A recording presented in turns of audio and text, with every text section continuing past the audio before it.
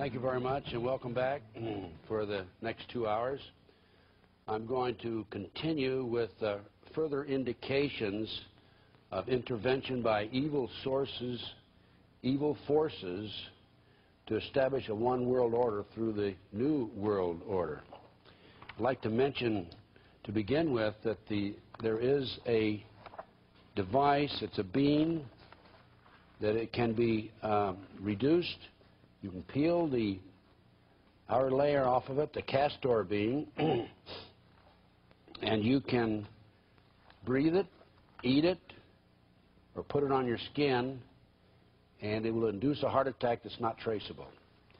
This is being used by the CIA, according to my sources, and the bean is deadly even without any preparation, either eaten or powdered and inhaled, or through an open wound, or through your membranes. The rice itself is much more, and through the eyes and the nose. This is sold as a novelty only. This is a pamphlet that I have. It tells about how to make this poison. Of course, I don't ever intend to use it myself, but I just thought I might mention to you some of the devices that are being used by this evil element that's permeated into our society, throughout our society. There's some other matters that are being taken care of by our adversaries, and again, this is from one of my sources, and this is called the video dome signal. It's operating about 6 cycles away from the harmonic of the nation's power lines, and specifically phase modulated to the exact frequency of all U.S. TV networks. This powerful and sinister mind control and behavioral modification signal is beamed to override all television programming 24 hours per day, and in a subliminal fashion, bypassing the conscious mind into the TV viewer's living room. This is all coordinated by the National Bureau of Standards in Boulder, Colorado, where the military's master computer is housed, by the way. For complete details of what the video dome signal ultimately does to those people most sensitive to it, see the movie Videodrome. It's based on science fiction fact, but it is not science fiction. The Videodrome signals is subliminal via video, UHF, VHF TV, and usually consists of ideas and scenes of violence, sexual perversion, fear, guilt, or grief. It is stage 1 of preconditioning. These are purposely projected for electronic mind control, EMC, and programming of the masses for the ultimate purpose of slavery. Some more information from one of my sources. Project Gray Van, a super-secret plan initiated in 1991 to forcibly eliminate all Americans and other individuals who have been determined to be active opponents of the New World Order. Military personnel, highly trained in quick combat techniques such as SWAT team tactics, will be sanctioned to enter into a town or a city and, using computer listings, locate those who are classed as dissidents to the New World Order, and to exterminate these people quickly and be gone within an hour or so, moving from city to city in such a manner as to not leave much trace for local law authorities to follow. The plan is to claim these people eliminated were involved in drug dealings, and that it was merely part of a drug war, and to keep the information out of the news media. I might start the second half by stating and by pointing out that among the many problems we have is the organized child kidnapping ring that's operating not only in Nebraska, but also in Washington, D.C. And I'll start with the Finder's case. This is not an official document cover. This is something that one of my technicians put together. But the Finder's case began on February 5th, 1987. And on that occasion, the Tallahassee Police Department received a phone call And the phone call, the caller stated that there were two men, well-dressed men, and 6 young children who were in the park in Tallahassee. And this anonymous phone call, you see it there, 2 well-dressed men wearing suits. The police proceeded to the location. They found these 2 men there near a 1980 blue Dodge bearing Virginia license so-and-so, the inside of which was later described as foul-smelling, filled with maps, books, letters, with a mattress situated in the rear of the van which appeared as if it were used as a bed. The overall appearance of the van gave the impression that all 8 persons were living in it. The children were covered with insect bites, were very dirty. Most of the children were not wearing underwear, and all the children had not been bathed in many days. The men were arrested and charged with multiple counts of child abuse and lodged in the Leon County Jail. Once in custody, the men were somewhat evasive in their answers to the police regarding the children and stated only that they both were the children's teachers and that all were en route to Mexico to establish a school for brilliant children. The children tentatively were identified as Mary Houlihan, white female, age 7, Max Livingston, and white male, age 6, and so on. The next child, age 4, the next child, age 3, the next child, age 2, and age 2, obviously related to Mary. The children initially indicated that they lived in tents in a commune in the Washington, D.C. area and were going to Mexico to go to a school for smart kids. The office contacted, this is the customs agent, by the way, this is the report of investigation, Department of the Treasury, this is an official report that was given to me. This office, the customs agent, who's a good guy, okay, contacted the office of the RAC-DC, that's District of Columbia, and spoke with agent so-and-so, Bob Harrell. This agent requested telephone numbers and names of police persons in area departments that might be aware of said activities described by the children and to follow up on the leads, which were the Virginia license number and a check of the men's names with local law enforcement.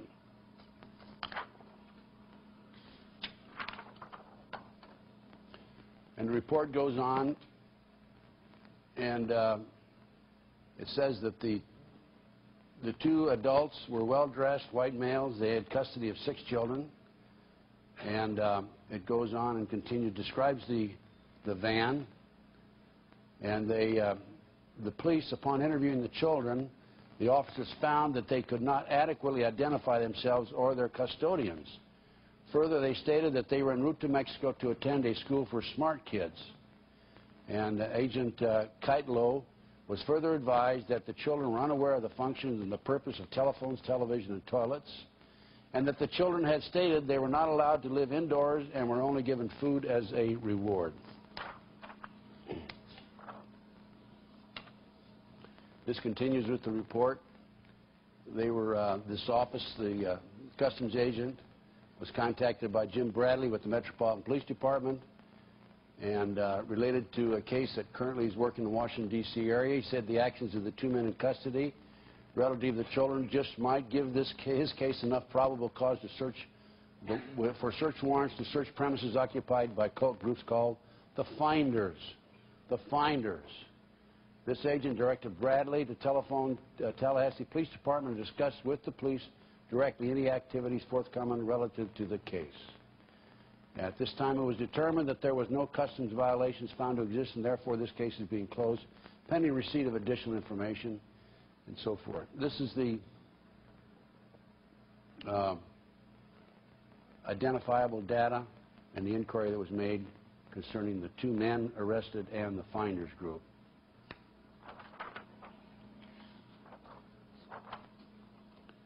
The report goes on. After receiving the request from Tallahassee Police, requested that I conduct computer checks on the Customs Child Pornography Unit database. The checks were to be conducted in the names, addresses, and vehicles provided. After conducting the computer checks, I made direct contact with Agent so-and-so and informed him that all the checks were negative. At that time, I was informed that the Tallahassee Police had discovered large quantities of records to include computer disks and a U.S. passport in the van. From some of these records, the police had obtained tentative identification of the 2 adults and partial identification of the children. Furthermore, The 2 Washington, D.C. addresses had been discovered through these documents, one of which was verified through the vehicle registration. I advised Agent so-and-so I was leaving headquarters and he would be receiving a response to the remainder of his request from Agent so-and-so. I then left the state as stated and proceeded to conduct further business in the district. A short time later, at approximately 11:30 a.m., Agent Harold contacted me by radio and advised me that a Detective Bradley, Metropolitan Police, Washington, D.C., was interested in the information provided by Kreitlow, was in contact with Tallahassee and would very probably be conducting search warrants in the area later in the day. He also informed me that U.S. Customs was invited to participate due to the continuing possibility of violations of law enforcement by the Customs Service. As I was already in Washington, I terminated my other business and proceeded to make contact with Detective Bradley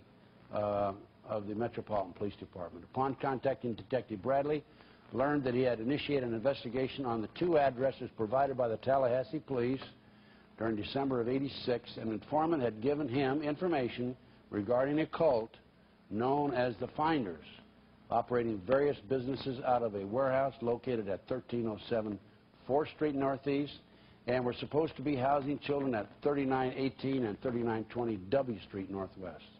The information was specific in describing blood rituals and sex orgies involving children and an as-yet unsolved murder in which the Finders may be involved. With the information provided by the informant, Detective Bradley was able to match some of the children in Tallahassee with names of children known alleged to be in the custody of the Finders. Further, Bradley was able to match the tentative ID of the adults with known members of the Finders. I stood by while Bradley consulted with U.S. Attorney Benner and obtained search warrants for the 2 premises. I advised Acting Agent Holloran of my intention to accompany the Metropolitan Police Department on the execution of the warrants. Received his permission and was joined by so-and-so. During the execution of the warrants at 3918 and 20 W Street, I was able to observe and access the entire building. I saw large quantities of children's clothing and toys. The clothing consisted of diapers and clothes in the toddler to preschool range. No children were found on the premises. There were several subjects on the premises. Only one was deemed to be connected with the Finders. The rest were renting living space from this individual. He was identified as Stuart Miles Silverstone, so-and-so, passport number so-and-so. He located in a room occupied with several computers, printers, and numerous documents. Cursory examination of the documents revealed detailed instructions for obtaining children for unspecified purposes. The instructions included the impregnation of female members of the community known as Finders, purchasing children, trading, and kidnapping. There were telex messages using MCI account numbers between a computer terminal believed to be located in the same room and others located across the country and in foreign locations. One such telex specifically ordered pardon me. Thank you. One such telex specifically ordered the purchase of 2 children in Hong Kong to be arranged through a contact in the Chinese embassy there. Another telex expressed an interest in bank secrecy situations. Other documents identified interest in high-tech transfers to the United Kingdom, numerous properties under the control of the Finders, a keen interest in terrorism, explosives, and the evasion of law enforcement. Also found in the computer room was a detailed summary of the events surrounding the arrest and taking into custody the 2 adults and 6 children in Tallahassee, Florida on the previous night. There were also a set of instructions which appeared to be broadcast via a computer network which advised participants to move the children and keep them moving through different jurisdictions and instructions on how to avoid police attention. That would indicate to me they had other children in the location, and after they were apprehended, they figured it might lead back to this location, and so they moved children out of there. One of the residents was identified as a Chinese national. Due to the telex discovered referencing the Chinese embassy in Hong Kong, he was fully identified for future reference. And it goes on. He is in the U.S. as a graduate student. During the course of the evening, I contacted Sector 4 initiation to initiate a text check on Silverstone and initiate an archives check for him of the last 4 years. I was also contacted by Agent so-and-so to keep him advised of the proceedings and ask for and receive permission to contact so-and-so of the so-and-so. Let's see. I later contacted Sullivan for the above statement. I gave him background on the purpose of the request. I advised him that the information was not for dissemination at headquarters. The region was being notified.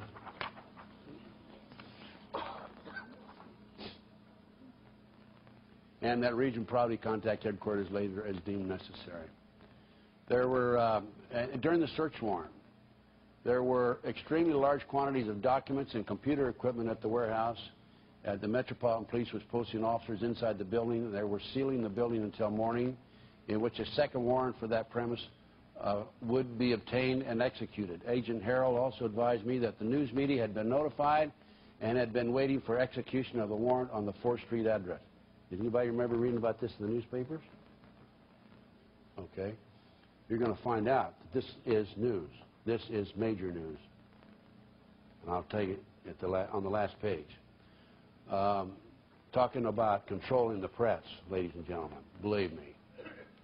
That the news media had been notified. Detective Bradley later stated that the Metropolitan Police Department information officer had been contacted. I guess my is out. When it became apparent there was no information on the search warrant, the reporter contacted local news media. Here it is. For the search warrants, disclosed the location and purpose of the warrant. Detective Bradley surmised that someone in the Tallahassee Police Department was the original source of information for the press. And it goes on. Now, I met Detective Bradley at the warehouse, granted limited access to the premises.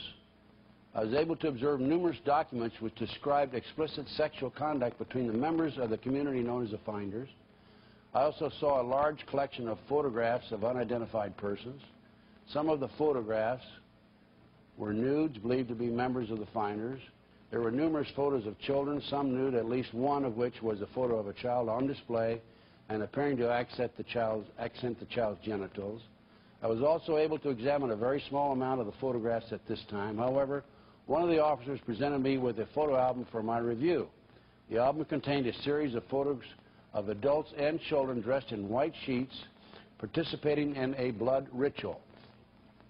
The ritual centered around the execution of at least 2 goats. The photos portrayed the execution, disembowelment, skinning, and dismemberment of the goats at the hands of the children. This included the removal of the testes of the male goat, the discovery of a female goat's womb, and the baby goats inside the womb, and the presentation of a goat's head to one of the children. By the way, we're going to see later on, I'm going to show you a drawing of a totem pole that's used in satanic ceremonies. This drawing will be by a 6-year-old child. That's one of the highest levels of Satanism. So it's very apparent here from this goat, using the goat, that this is probably a high level for Satanism. There's various levels involved in Satanism. Further inspection of the premises disclosed numerous files relating to activities of the organization in different parts of the world. Locations I observed are as follows: London, Germany, the Bahamas, Japan, Hong Kong, Malaysia, Africa, Costa Rica, and Europe. There was also a file identified as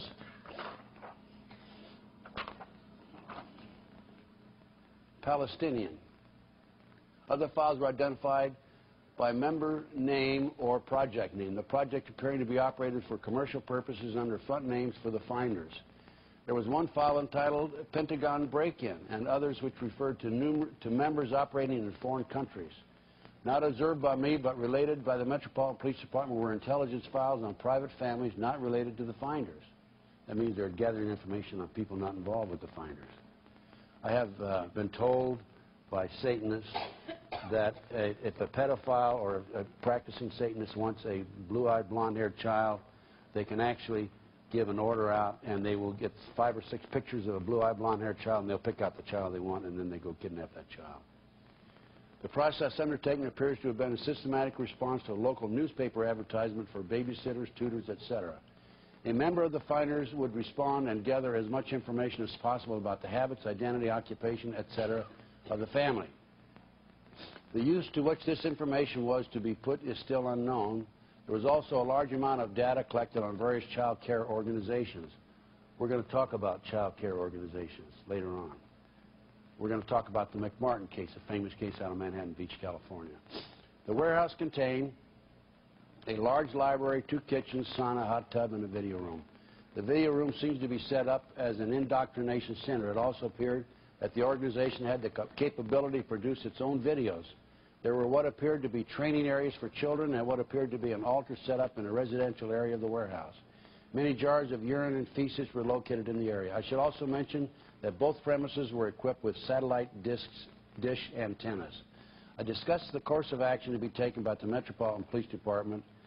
Detective Bradley stated he was only interested in making the child abuse cases. I was assured that all of the evidence would be available to the U.S. Customs for furtherance of any investigative criminal action pursued. Metropolitan Police personnel were to begin around-the-clock review and sorting of the evidence until completed. The Customs will have access after this is accomplished.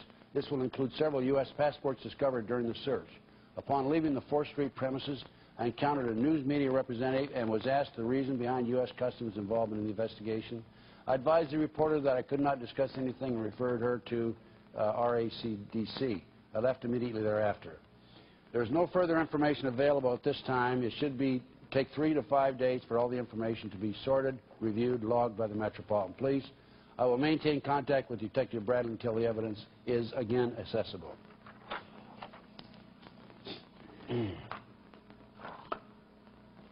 Again, we're still talking about an official report, U.S. government. It's right up there. On Thursday, February 5th, Senior Agent Harold and I assisted the Washington Metropolitan Police Department with 2 search warrants involving the possible sexual exploitation of children. During the course of the search warrants, numerous documents were discovered which appeared to be concerned with international trafficking in children, high-tech transfers to the United Kingdom, and international transfer of currency.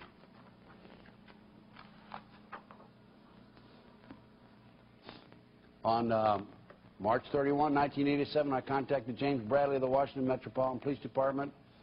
I was to meet with Bradley to review the documents seized pursuant to 2 search warrants executed in February 87. The meeting was to take place April 2nd or 3rd, 1987. Read this next 3 paragraphs close, 4 paragraphs. On April 2nd, 1987, I arrived at the Metropolitan Police Department at approximately 9 a.m. Detective Bradley was not available. I spoke with a third party who was willing to discuss the case with me on a strictly off-the-record basis.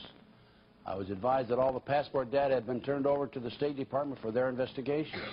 The State Department, in turn, advised the Metropolitan Police that all travel and use of the passports by the holders of the passports was within the law and no action would be taken. This included travel to Moscow, North Korea, and North Vietnam from the late 1950s to the mid-1970s. Weren't we at war during that period with these people? And I think travel was forbidden in those days, right? When you're at war with the country. This individual further advised me of circumstances which indicated that the investigation into the activity of the finders, watch this, look at this, had become a CIA internal matter. The Metropolitan Police report has been classified secret and was not available for review.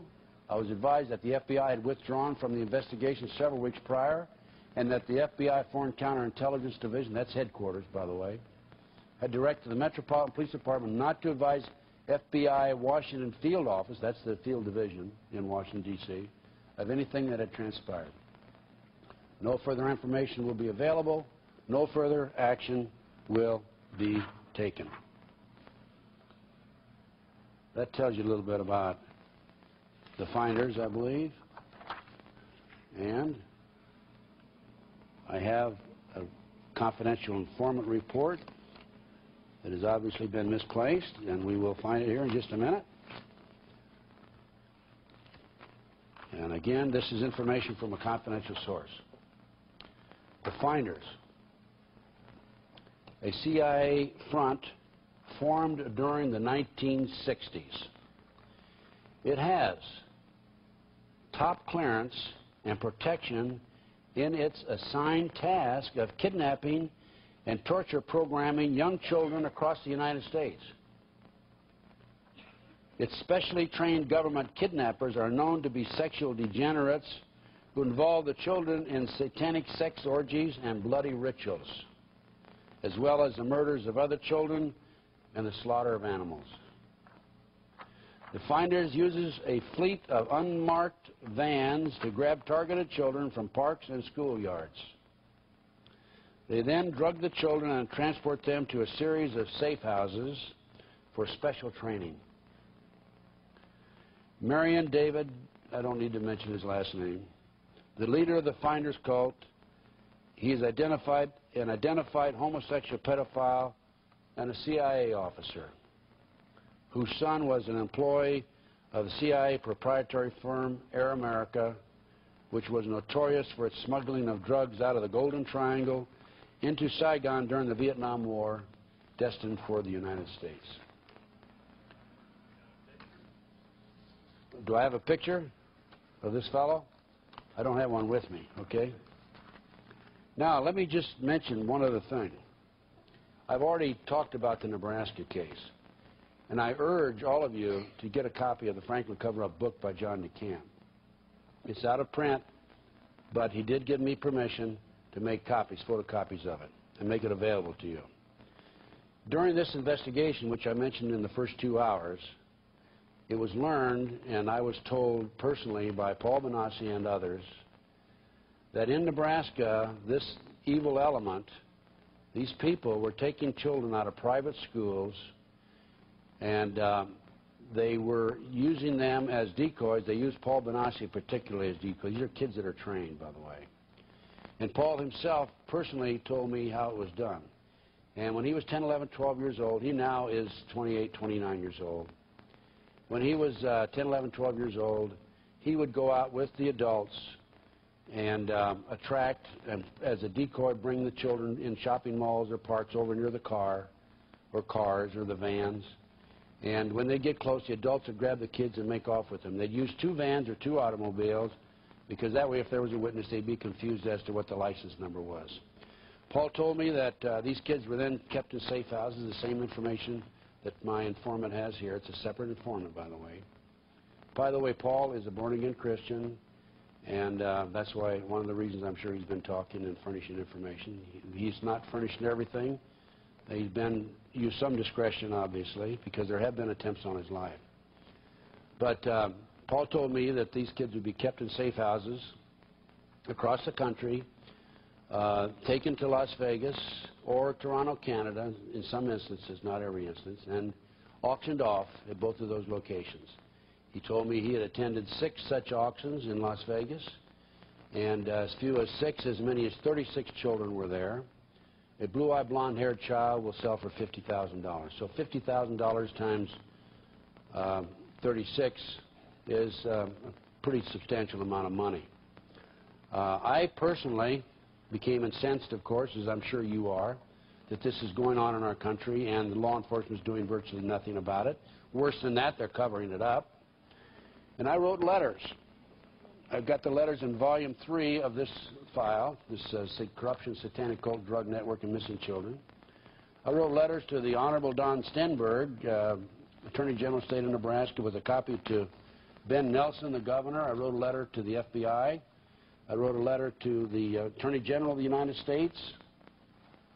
And I told them, you don't have to take my word for it. I mean, just come call me.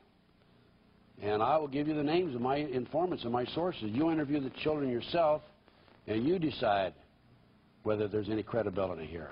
You decide if there's an investigation that's necessary. And I received 2 responses, and they're in this volume also. One response said, your sources are not credible, and of course they don't know who my sources are. And the other one said, there's no documentation. Steinberg wrote back and said, you don't have adequate documentation. I wrote him back immediately.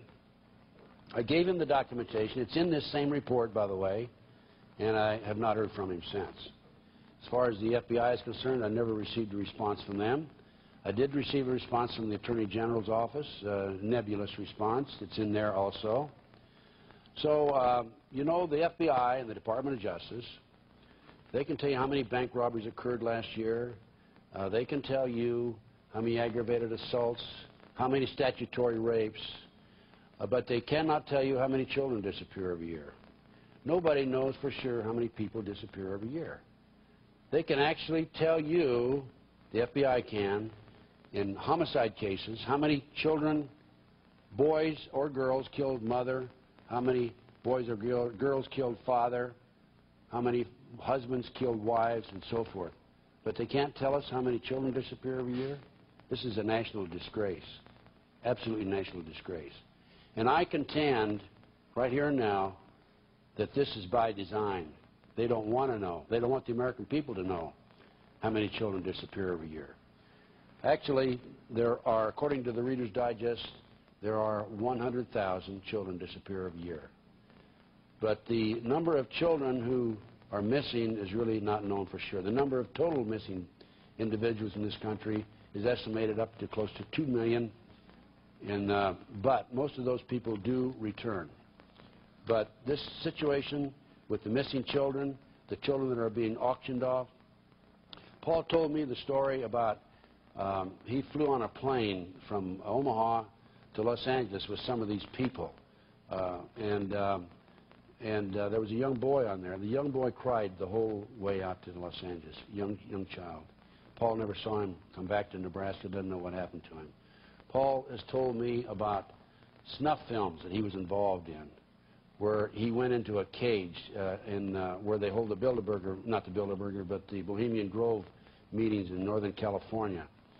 And he's talked about satanic ceremonies in front of the owl at the Bohemian Grove.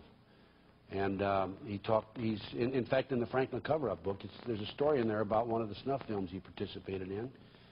He lived because he was part of the network, part of their network. Fortunately, as I said, he's a born-again Christian now. Also, Paul told me about on a number of occasions he would be given a ticket, airline ticket, fly to Los Angeles as a child. He would meet a man and a woman he'd never seen before, and there would be 5 passports for 5 different names, and he and this couple would fly off and drop drugs all over the world. He also talked about a customs agent that was dirty in the LAX area, Los Angeles area.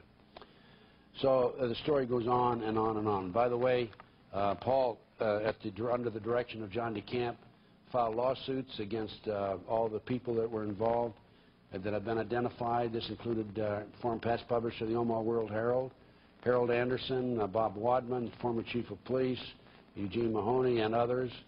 And John DeCamp told me, all we need is the videotapes. That's the smoking gun in this case. And back when the case initially broke, the police raided the home of one of the participants, found 90 videotapes. The tapes were kept in the custody of the Omaha Police Department for a considerable period of time. When John DeCamp put pressure on the police department to come forth with the tapes, they were taken out of there and secretly taken into the court system. They were taken into the state court. The state court said it was a federal matter. It was a jurisdiction of the federal government. The state court then referred it to the federal government. The federal government eventually said, I think they may have referred it back. I'm not sure whether, in the end, either the state or the federal government had custody of it. But the long and the short of it is that initially these participants, these people that were involved in this ring, said there were no tapes. And then when they found out there were tapes, they said, well, there's nothing on the tapes that would be incriminating, yet the tapes had never been made public. And then when they found out that they were going into the court system with the tapes, they appealed to the court that they not be made public, they be kept in the custody of the court because they would destroy the reputation of reputable individuals. So as I say, that's the Nebraska case. It ties into the Finders case out of Washington, D.C. There is more than adequate documentation. There's documentation on the Franklin cover-up book that's available, as I mentioned to you earlier. And there's additional information that would be available, and it is available as we go along. Now, you see there, if you will notice, that is iced tea from last night. That's where I spilled it in my lecture. Okay, let's go and let's talk about we're going to talk some more later on. Let's talk about the Oklahoma City bombing.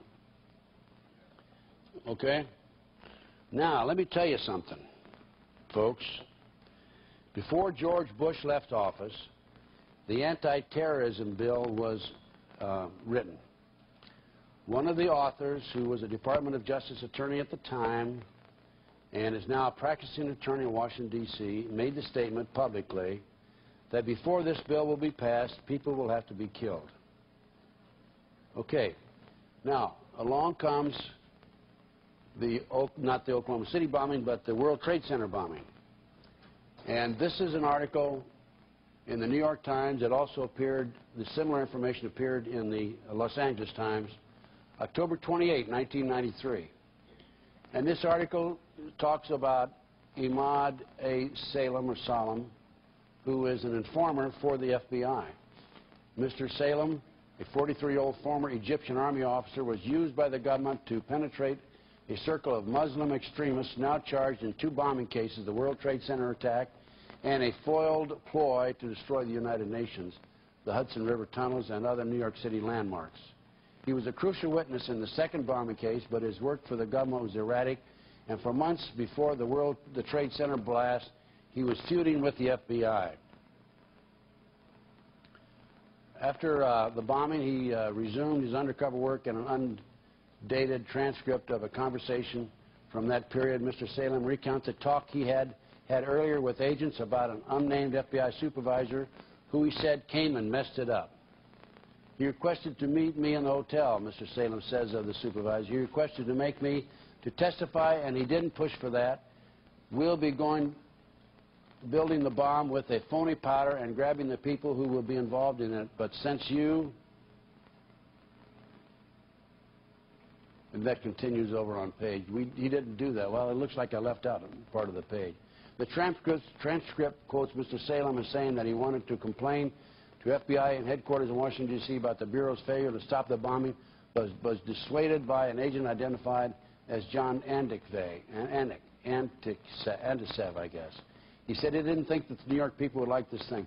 To make a long story short, ladies and gentlemen, over here, another point in the transcript, Mr. Salem recounts a conversation he said he had with Mr. Antisev, saying, guys, now you saw this bomb went off, and you both know that we could avoid that. At another point, Mr. Salem says, you get paid, you get guys, to prevent problems like this from happening. To make a long story short, this man was an FBI handler, FBI informant. His FBI handler, in a conversation with him, he recorded his conversation with the FBI handler. This documents that the FBI knew in advance they were going to bomb the World Trade Center bombing. Did not prevent it from happening. 6 people killed, $500,000 in damage, over 1,000 people injured. If I was a congressman or senator in Washington, D.C., and I knew that the FBI could have prevented a bombing, any bombing, I would be stomping up and down on my desk, and I would ask for an immediate investigation. I personally handled a bombing conspiracy in Los Angeles when I was the senior special agent in charge there. We had the Weather Underground that planned to bomb a state senator's office. We planted our informants in the group. Our informants were actually FBI undercover agents. And we went right up to the morning of the bombing before we arrested them and tried them for conspiracy. But that brings me now up to the present time, or I should say a year ago, last April the 19th. I'm in my living room, relaxing. I'm watching the television, and the bombing occurred.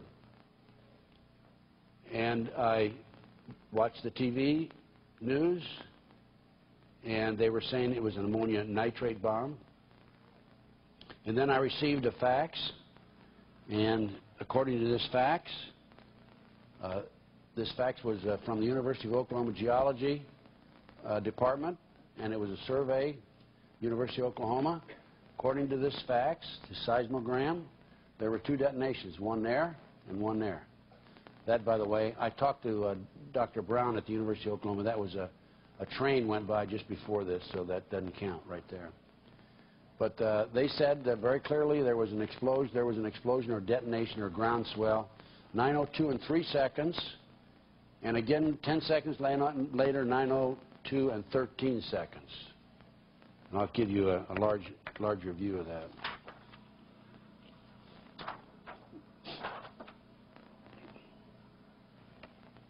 Now there's an enlargement of it. That's the train there. Here's the first one. That's the second one. I called a friend of mine. Unfortunately, he's in jail. He was, I have friends in jail. He was a CIA agent in his day, and he was going to testify against the government on the Inslaw case. And he calls me 2, 3, 4 times a week, by the way.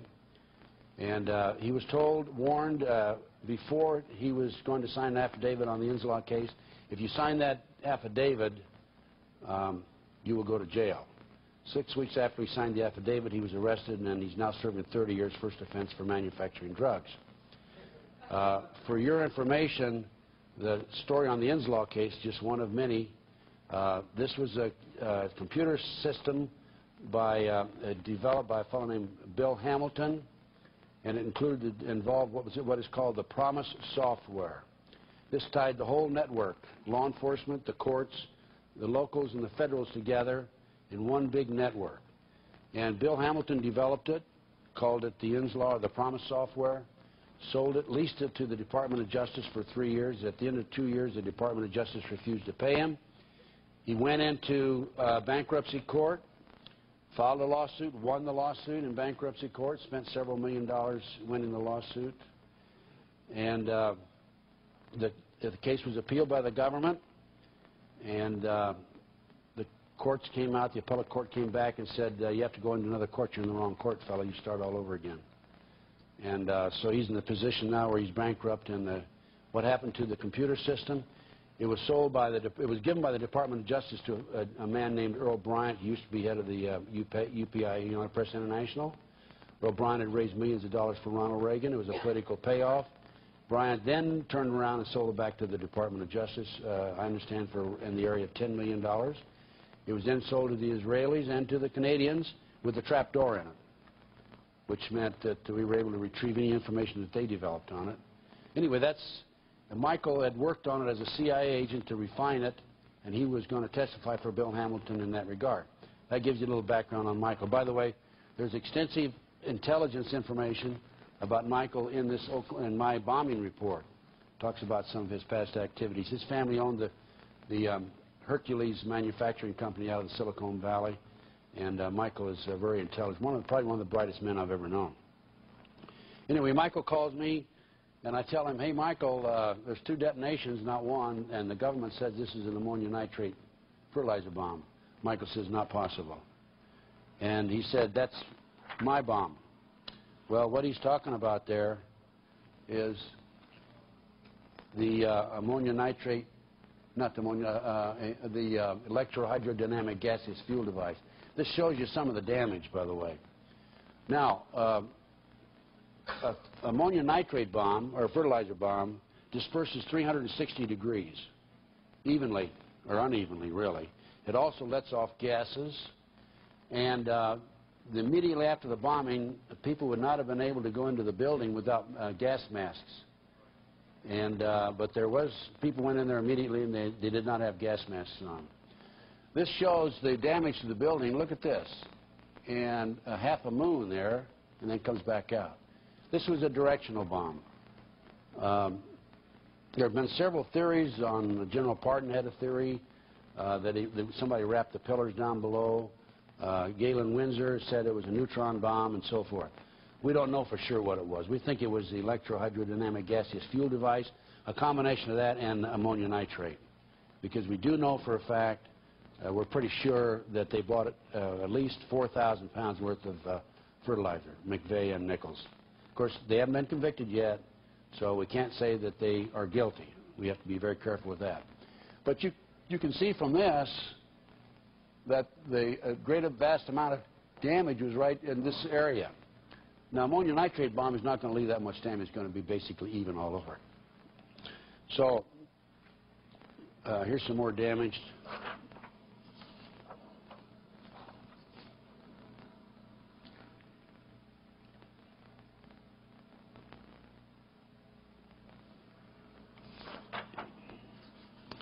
So this is the version of our bomb.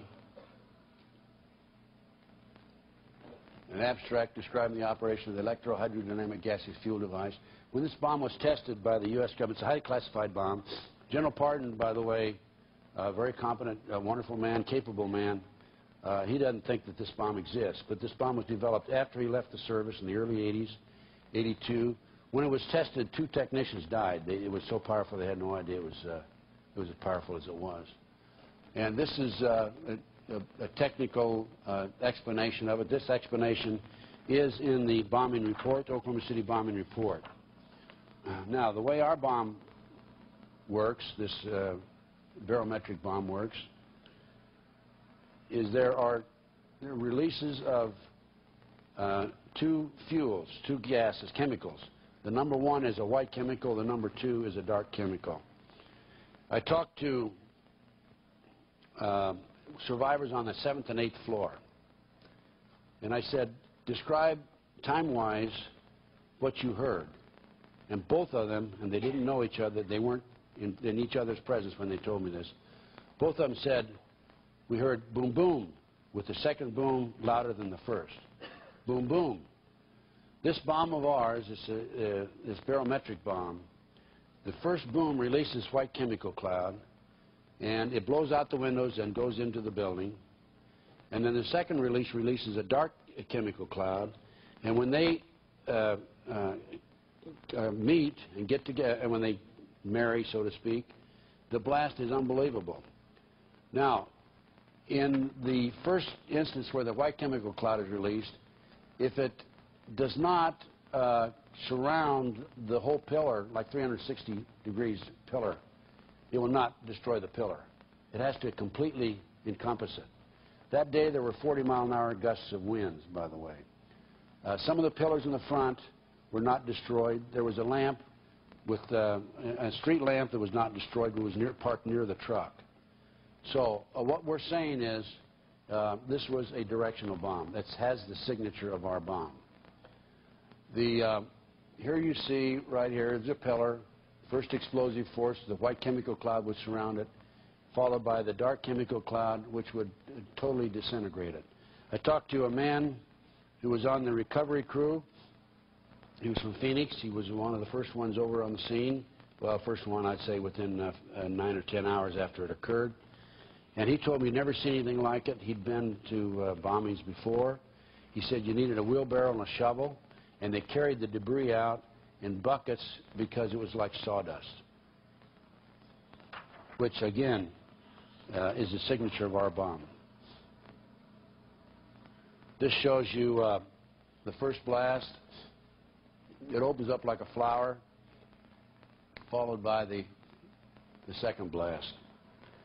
Now, I talked to a state assemblyman who was looking out the 5th floor of the state capitol building, and he told me that he's heard the blast, and he looked and he saw a white chemical cloud rise 150 feet above the building, followed by a dark chemical cloud.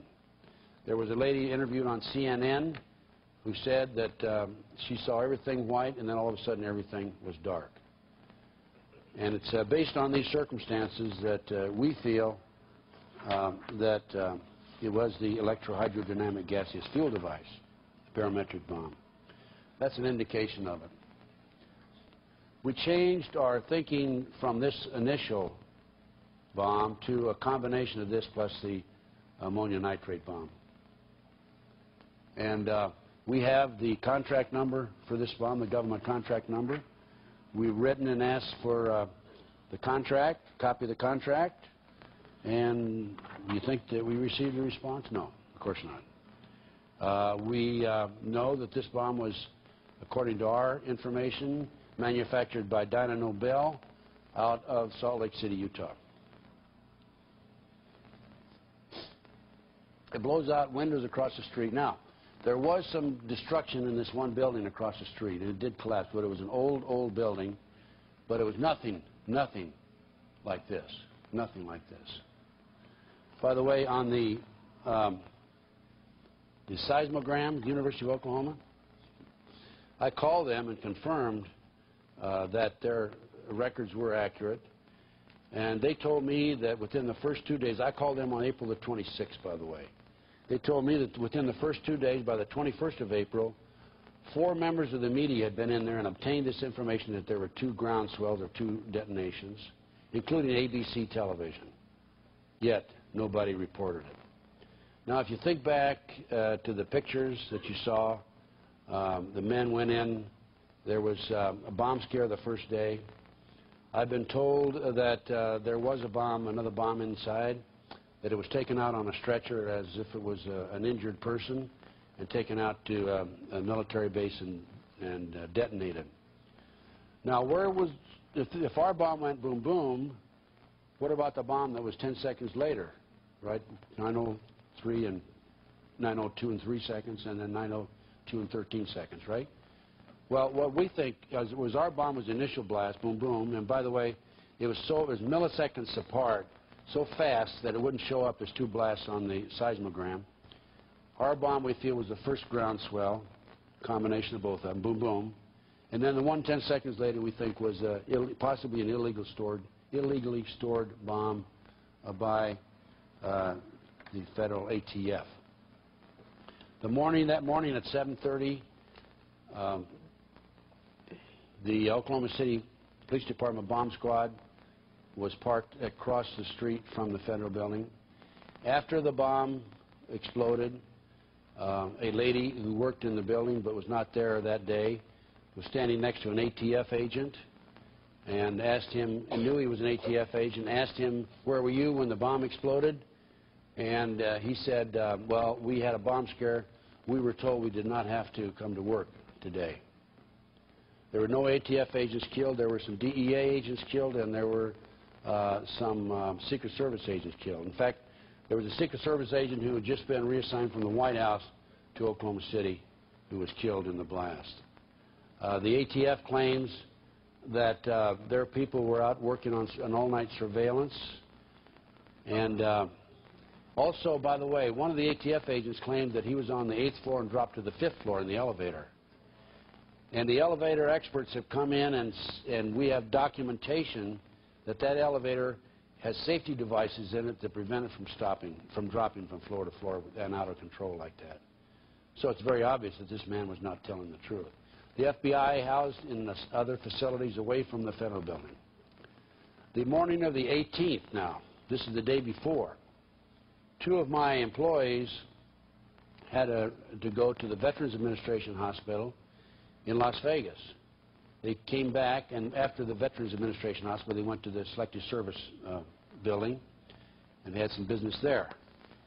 They came back afterwards, and both of them said, you know, something's going to happen, and something's wrong, because I've never seen armed guards at the Veterans Hospital, and I've never seen armed guards at the Social Security office. And sure enough, the next day, it did happen, as we know. So what did happen? Well, based on everything that we've been able to piece together, and I feel that we're really right on. And I might also mention that the Washington, D.C. editor of the London Telegraph has come out publicly and backs my theory on the bomb, our theory on the bomb, the barometric bomb. And I might also mention that an investigator at the scene who has fed us information confidentially has told us it was a dual charge, which is the boom boom, has also told us that McVeigh was supposed to have been vaporized with the blast. He didn't go up with the blast, as we know. So what happened? Well, McVeigh was in Special Forces. The government says that he did not meet their standards, and he was washed out of Special Forces. Notice I said the government says. And then he was sent to Fort Hays, Kansas, and given a discharge at Fort Hays, Kansas. He was demonstrating against the government on the, not Ruby Ridge, but the Waco situation, and was an outspoken critic of the government. And on the Saturday before the 19th, he went to the Junction City body shop, which rents Ryder trucks, and reserved a 20-foot truck, not a 24-foot truck, as the government claims. And the difference between a 20-foot truck and a 24-foot truck, and I personally went out to Ryder truck and checked it out, is that the 20-foot truck has a side door on the panel, on the passenger side. And it's a door that opens up. The 24-foot truck does not have a door that opens up. John Doe 2 was identified with McVeigh that day by 3 witnesses. That was on Saturday. Monday, they picked up the automobile, the van. Tuesday, the van was seen at a lake outside Junction City, Kansas, parked all day, on and off by various witnesses, with next to a pickup truck that appeared to be a truck similar to Larry Nichols, who's also been charged with the bombing. McVeigh was also identified, and also John Doe 2, at the Dreamland Motel in Junction City, Kansas. And it's been reported that McVeigh and John Doe 2 have been identified together in Kingman, Arizona. That's information that came from a confidential source. So early the morning of the 19th, they left the Junction City, Kansas motel, the Dreamland Motel, proceeded to Oklahoma City. They were early. We theorized they wanted to be there precisely at 9 o'clock because that's the maximum number of casualties. At 8:25, they pulled into a Firestone parking lot, sat there until 8:35. The attendant at the lot has identified McVeigh as the driver and has also identified the passenger as John Doe 2. They then proceeded to the federal building. We feel this bomb, by the way, has to be detonated. We feel that McVeigh dropped off John Doe 2 a block from the federal building.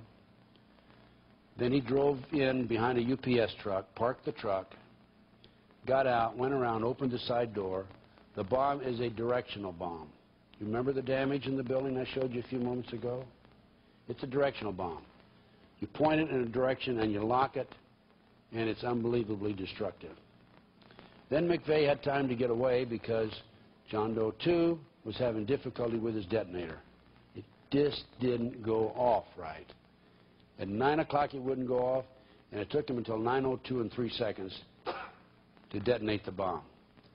McVeigh, I'm sure, was not aware that he was supposed to be a stool pigeon, a patsy, a pawn in the game. And he went over behind the YMCA in the alley, got in his van, and drove off. He was apprehended some 90 minutes later. In the meantime, the bomb was exploded, and John Doe 2 obviously got away. Now, here's a picture of John Doe 2. I'm sure you've seen this before many times.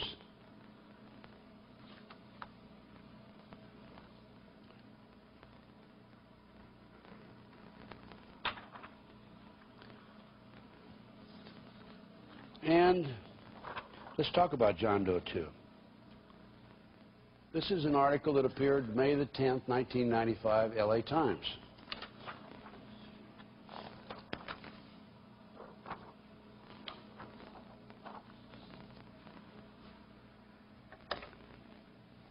If it wasn't such a serious problem, you know, this would be very laughable. But let's read this article, parts of it, not the whole article. They're talking about John Doe 2. Meantime, the government says John Doe 2 doesn't exist, right?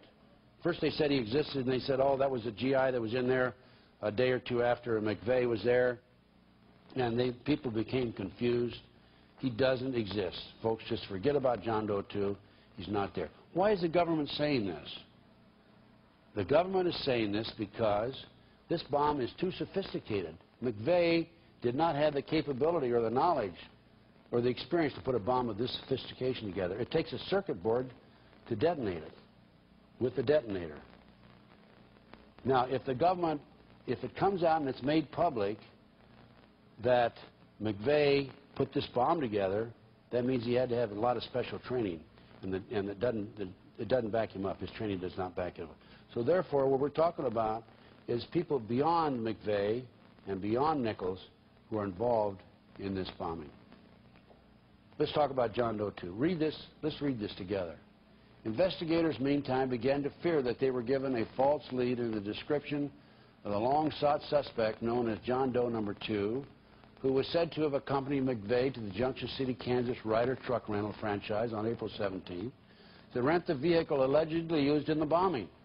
Some are even advancing the theory that John Doe 2 was Nichols, who bears little resemblance to the FBI's composite drawing of the suspect, or possibly even Nichols' son, who appears to be as tall as 5'7" and weigh as much as 170 pounds. That's Joshua Nichols, by the way, and I've interviewed him. He doesn't even look like John Doe 2, by the way. One source close to the case said that if John Doe 2 turns out to be Joshua Nichols, the likelihood that he had an innocuous role, but that he could be helpful as a witness in the case. Another source close to the investigation said doubts also are increasing over whether the man who accompanied McVeigh to the Ryder truck rental agency was the same individual that a witness reported seeing with McVeigh as they sped away from downtown Oklahoma City on the morning of the bombing. Investigators had thought that the same person was with McVeigh in both places.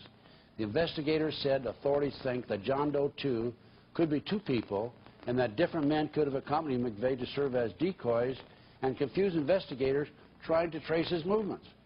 He said officials also fear that the descriptions and the composite drawing of the second suspect not only may have resulted from a misdirection, but have also cost them valuable investigative time in the early stages of the manhunt. Describing what kind of uncertainty in the early days of the investigation, the source said, what happens is they went off in misdirection. They were looking for a real muscular guy who was tan, and that was false.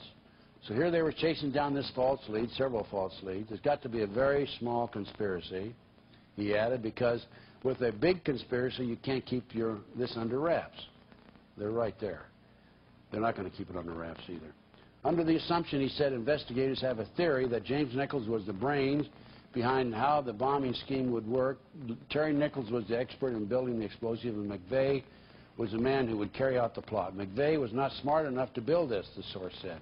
He's a soldier. He's the guy who takes it, parks it, lights it, blows it up. But obviously there's going to be somebody with him to transfer him out of there, to take him out of there. That accomplice, the alleged John Doe 2, could also be someone still unknown to federal investigators. It could be a real loner or a drifter, the source says. I mean, isn't that ridiculous? If you follow the newspaper articles from the beginning to the end and you follow TV, you notice that the government officials who were making the releases made a number of contradictory statements. One statement, 5 statements down the line from the first statement, would contradict that.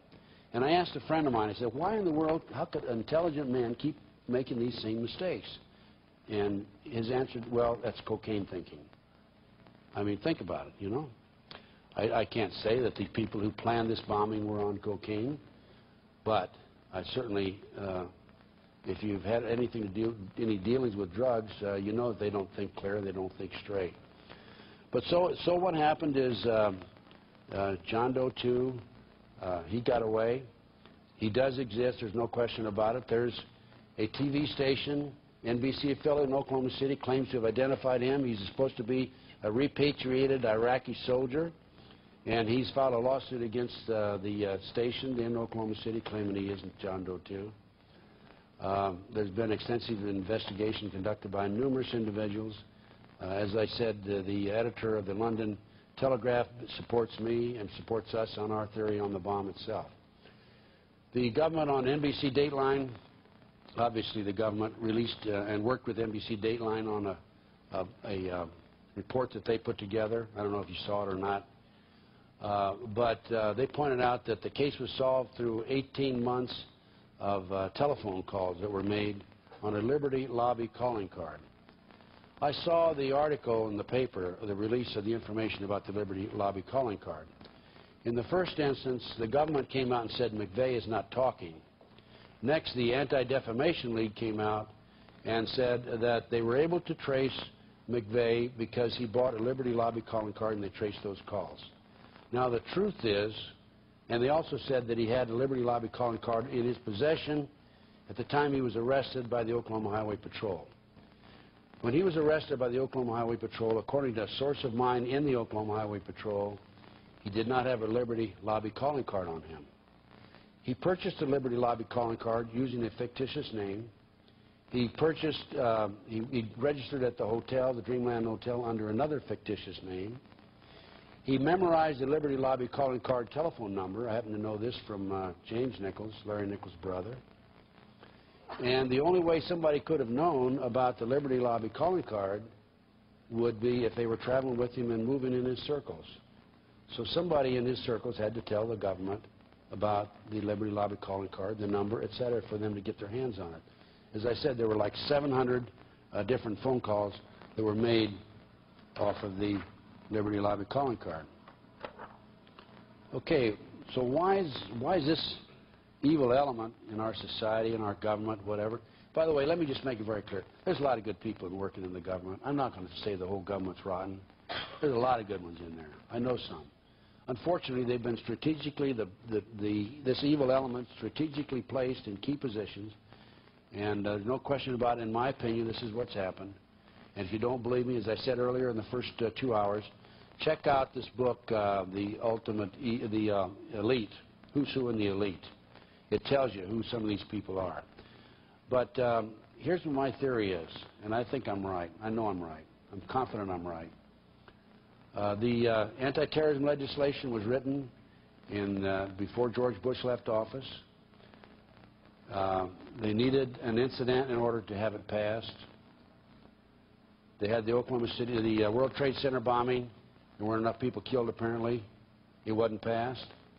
And then we had the Oklahoma City bombing. I have contended all along, and I was on CNN last Sunday, by the way, that this was an incident that was created in order to hasten the passage of the anti-terrorism legislation that would further take away our constitutional rights and our civil liberties. I don't think there's any question about it. We've seen the signs.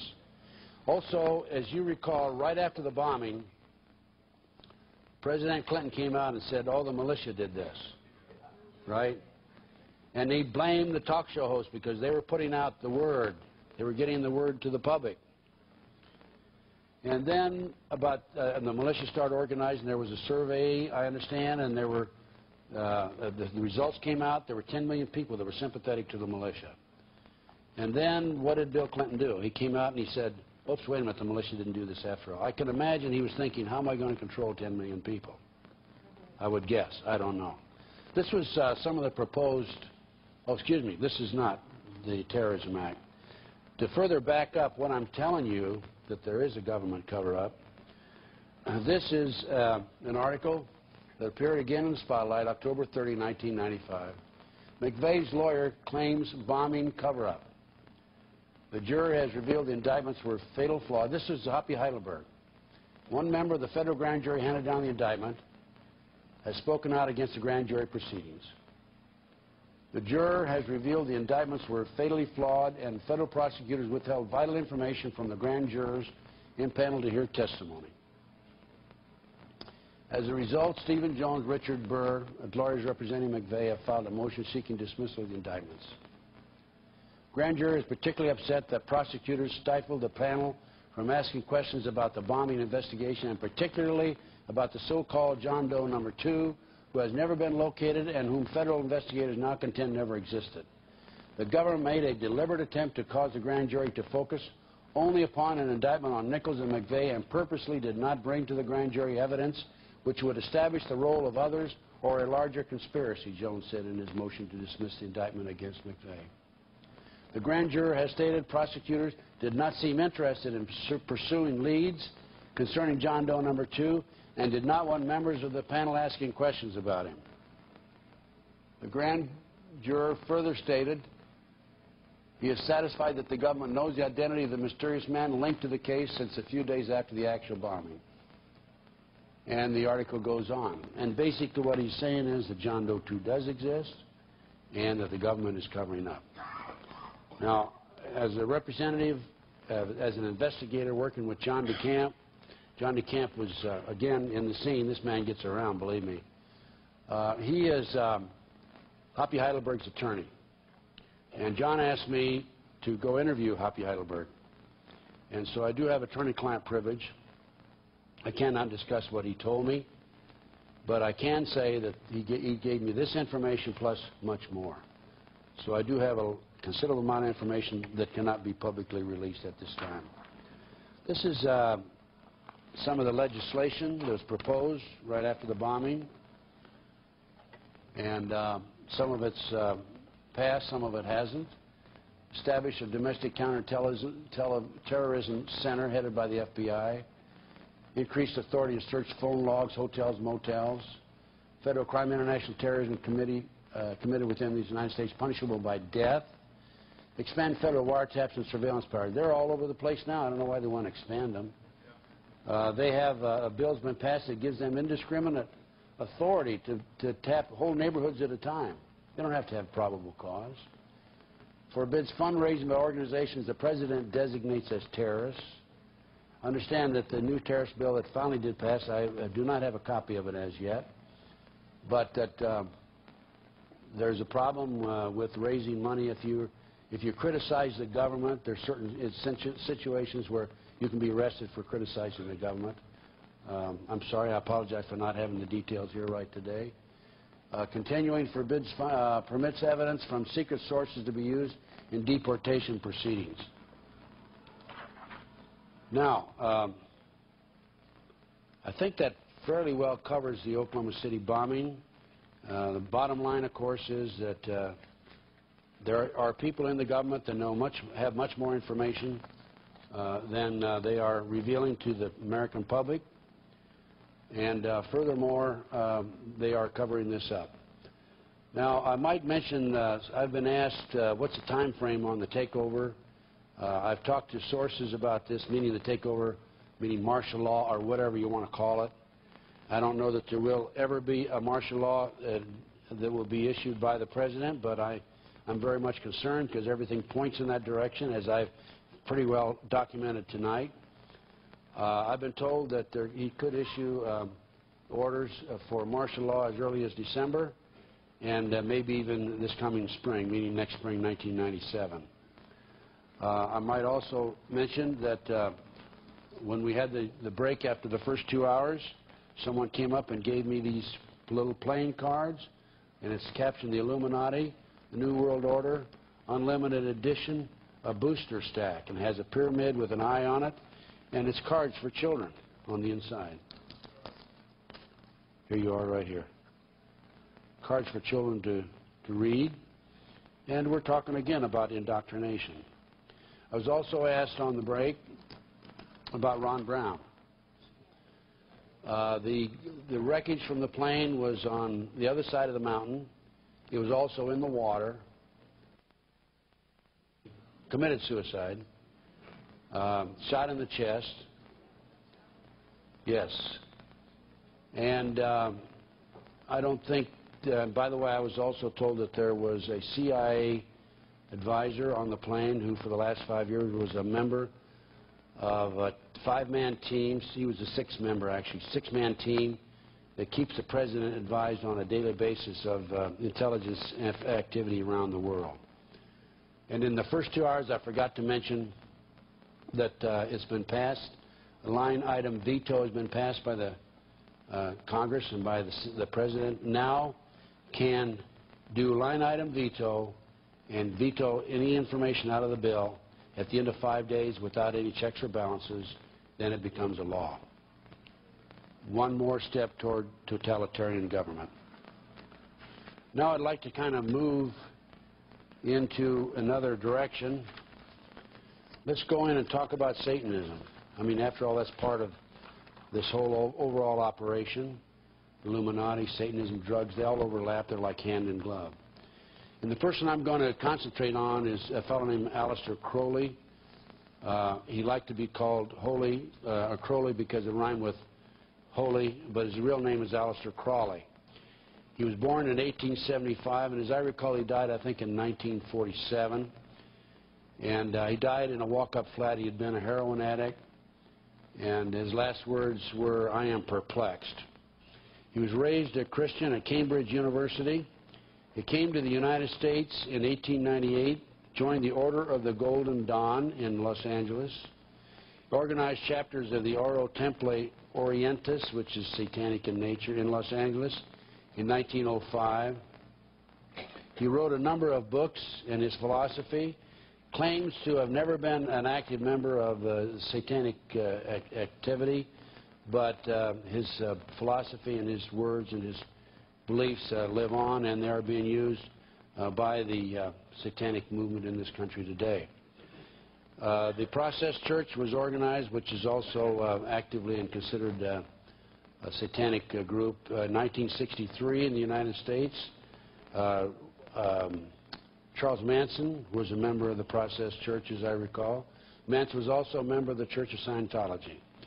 The Church of Satan was organized in 1973 by Anton LaVey, and the Church of Set, a split from the Church of Satan, was organized by Michael Aquino in 1975. Michael Aquino is a retired colonel in the military and has been identified by children who were at the Presidio Officers Club as an abuser of these children. They told their mother about it. There was an 18-month investigation by the Army as a result of these children identifying him at the Officers Club on that occasion. And, of course, he was acquitted. There was actually no indictments, and nothing ever came of it.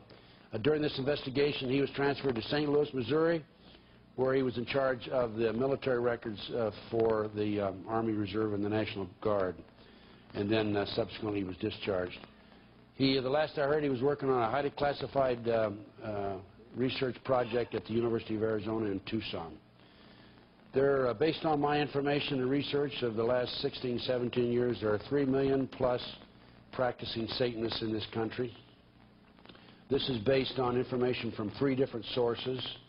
A source in the South Bay area, Los Angeles, population 200,000, claims that there are 3,000 practicing Satanists there. Another source, Iowa City, Iowa, 100,000 people, population, about 1,500 practicing Satanists in Iowa City, Iowa. Lincoln, Nebraska, another source, claims that there are a town of 200,000, there's about 3,000 practicing Satanists. If you project this figure throughout the United States, it's 1.5% roughly, or a little under 4 million, but to be conservative, I say 3 million practicing members in the country today. 3 different sources, a preacher, a minister, a prison chaplain has told me he estimates between 50 and 60,000 human sacrifices. 2 other inmates have estimated 50 to 60,000 human sacrifices by the Satanic Church and people who are practicing Satanism.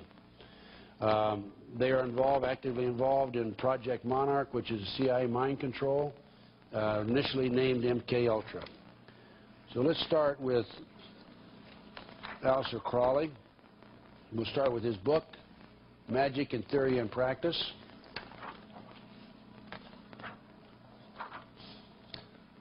This is page 92, and it starts out, of the bloody sacrifice. And then we talk about the blood is the life.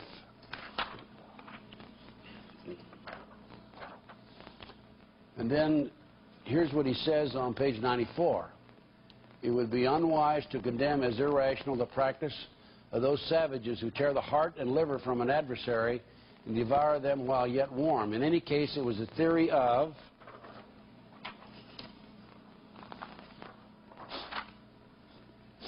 the ancient magicians that any living being is a storehouse of energy, varying in quantity according to the size and health of the animal, and in quality according to its mental and moral character. At the death of the animal, this energy is liberated suddenly.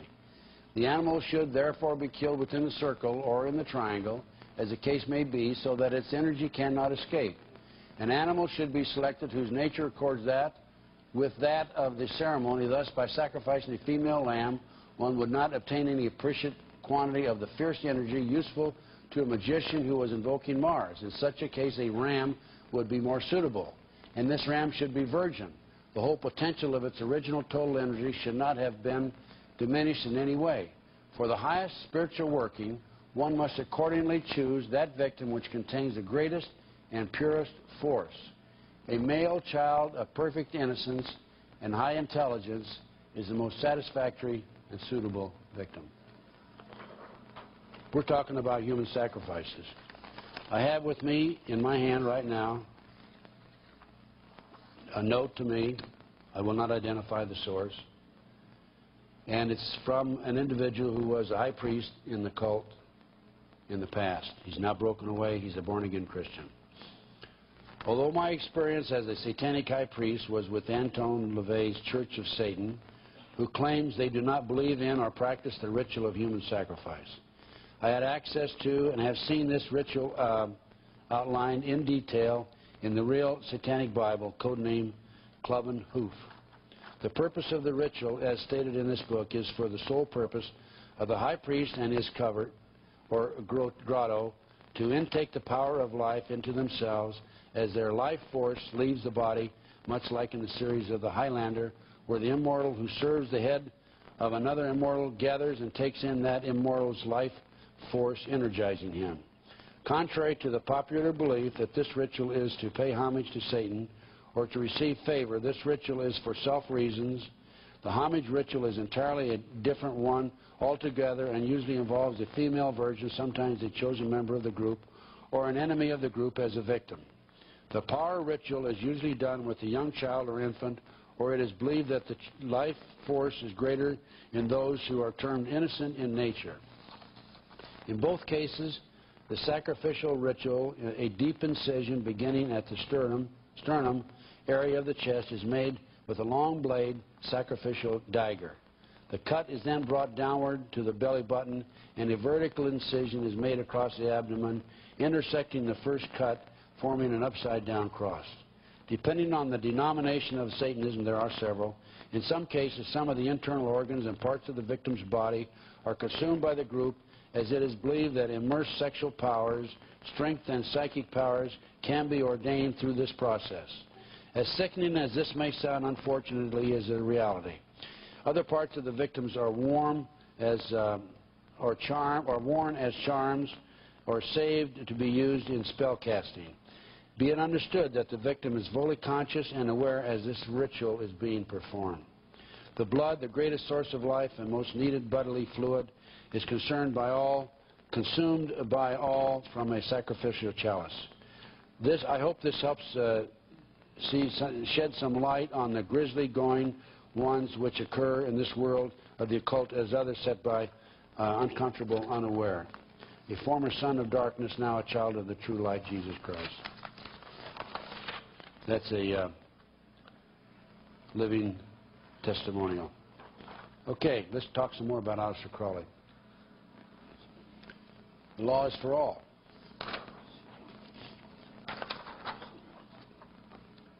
Now we're talking about sexual abuse here. Moreover, the Beast 666 advises that all children shall be accustomed from infancy to witness every type of sexual act, as also the process of birth, lest falsehood fog and mystery stupefy their minds, whose error might thwart and misdirect the growth of their subconscious system of self-symbolism.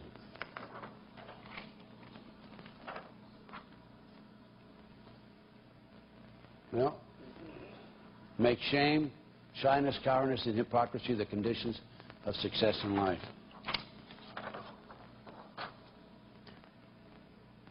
It may therefore be considered improper as a general rule for your sexual gratification to destroy, deform, or displease any other star. Mutual consent to the act is a condition thereof. It must, of course, be understood that such consent is not always explicit. There are cases when seduction or rape may be emancipation or initiation to another. Such acts can only be judged by their results. They're talking about initiation and emancipation. That's how they justify their sexual abuse of the children, by the way. These are the 8 basic holidays. The real holiday for Satanism is the person's birthday. I don't know, you want to copy those down? Why don't you see me afterwards and we'll give them a copy. I'll give you a copy of them so we can keep this rolling. Now, we talked about missing children earlier. Here's your Reader's Digest article. Reader's Digest, missing children, 100,000 children a year. Few known facts are appalling. Thousands are murdered annually. The number of missing children is rising, and no one is keeping an accurate account. Now, I've had a number of interesting cases that I've handled in the past, and one of them is the McMartin case. The McMartin case was a ritual abuse allegations by children at the McMartin Preschool, Manhattan Beach, California. The case broke in 1983. The child came home and told his mother that he'd been abused. Other children came forward. There was some publicity. And the long and short of it is that the kids claimed, among other things, that there were tunnels under the school. They claimed that they were taken down into the tunnels and molested, that they were witnessing human sacrifices in the tunnels and elsewhere. They were taken up into a tunnel of the bathroom of the triplex next door, and there was a trap door in the bathroom, taken out in the automobiles, and prostituted in the community. We're talking about 2-, 3-, and 4-year-old children. These are certain allegations. They also claimed that they were, some of them claimed that they were taken to an airport, obviously nearby Hawthorne Airport, about 10 minutes away, placed in jets and flown to Crestline, which they didn't say Crestline, flown into the mountains where they were witnesses to sexual abuse and ritual abuse matters. Now, the day that the case went to trial, excuse me, not the day that the case broke, when it was made public, the day after the case was made public, the property at this location burned down. This is an abandoned satanic site in Crestline, California. I called the prosecutor, and I told the prosecutor I may have located the site where the children claim they were taken, and if you like, I'll be glad to take you there, and then the children can identify it. The prosecutor told me she was not interested. But this is a circle right here. There was some writing in the circle. I didn't photograph that.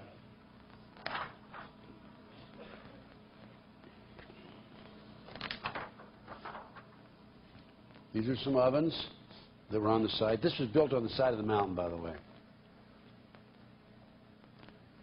There were some steel clamps that were on one of this brick wall, and it appeared that shackles had been attached to them at one time. This is an underground dungeon. I went down here myself. There was a door up above. It wasn't a door. There was concrete above that, and then you had to go into a small opening. It was about 8 by 10. There's satanic writing on the wall, as you can see. And a frightening situation if you knew you were going to be sacrificed, certainly. This is some satanic symbols. Notice the similarity. Can you see that? Oh, it should be the other way around.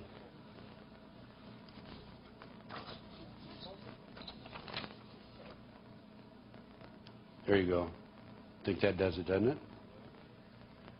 Okay. That shows you the outline. Now I'm going to read this upside down. Is that all right? No, I'm not going to do that.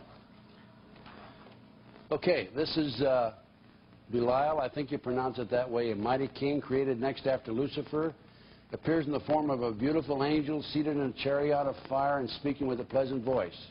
He fell first amongst the superior angels who went before Michael and other heavenly angels. He distributes preferences for senatorships, causes favors of friends and foes, and gives excellent familiars. He must have offerings and sacrifices made to him. And we have another one here.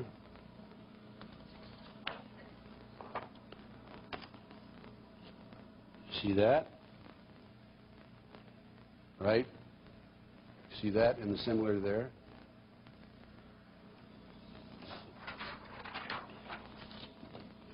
And this is Asmodee, a strong and powerful king, appears with 3 heads, the first like a bull, the second like a man, and the third like a ram.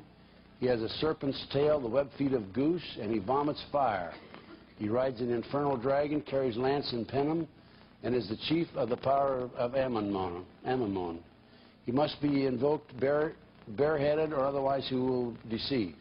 He gives the ring of virtues, teaches arithmetic, geometry, and other handicrafts, answers all questions, makes men invisible, indicates the places of concealed treasures, and guards them if within the domination of Ammon.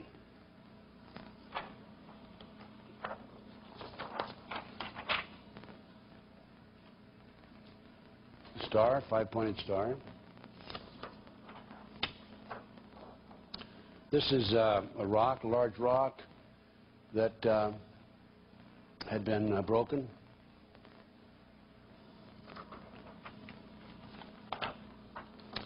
And this was a circle. These were rocks with concrete, and it was filled with concrete. I don't know what they used that for. One of their ceremonies, obviously.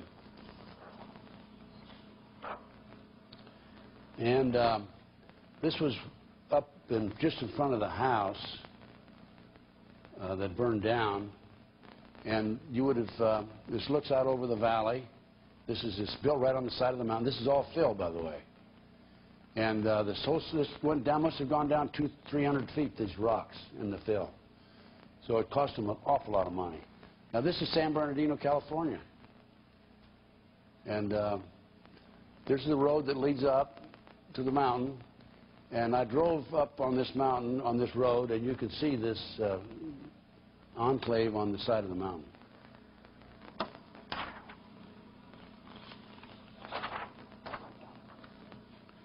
That's looking from where the back of if I step back out, I'd gone down the mountain, right?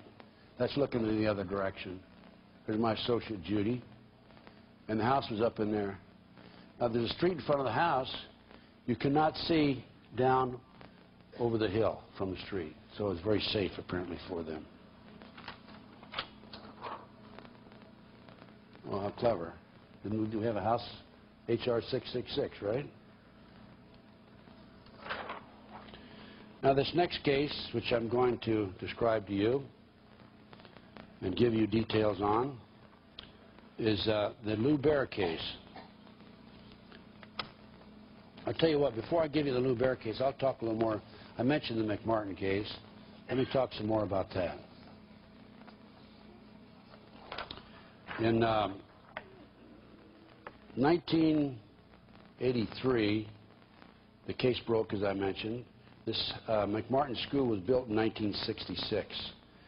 The children claimed, as I said, that there were tunnels under the school. They were taken into the tunnels.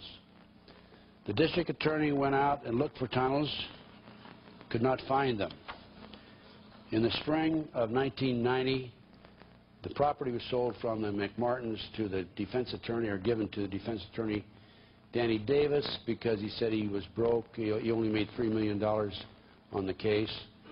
And it was sold from Danny Davis to a contractor who decided he wanted to build a building, an office building on there. When we learned, some of the parents and I learned that a contractor had access to the property, we felt we could get access to it. And so we contacted him. I actually signed a contract with him. And we went in. He gave us two weeks to go in and look for tunnels. As I said, the DA had looked for tunnels several years earlier and had not found them. So I hired an archaeologist, Dr. Gary Stickle at UCLA, and we began our tunnel dig.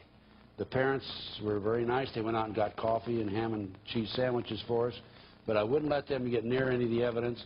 And Dr. Gary Stickle brought in his own team of archaeologists, and all I did was coordinate the project. He actually did the scientific work. We found tunnels, ladies and gentlemen. Here's an idea of what we found. We found a 9-foot wide subterranean entrance went into the west wall of the dog room. The entrance had a live avocado tree on the right, a dead one on the left, which meant that when they opened up the entrance, they had to cut the tree. They cut the tree root. An interesting facet was this. There was a Disney bag, copyright 1982, found 4.5 feet below the classroom floor and 3 to 6 inches in from the entrance and under the foundation of classroom floor. The Disney bag was found right in the mouth of the tunnel where the kids said they went in.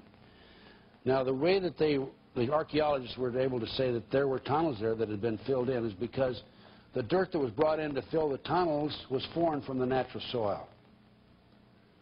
And right at this location, this copyright 1982 plastic Disney bag, sandwich bag, was at that precise location where the entrance to the tunnel was.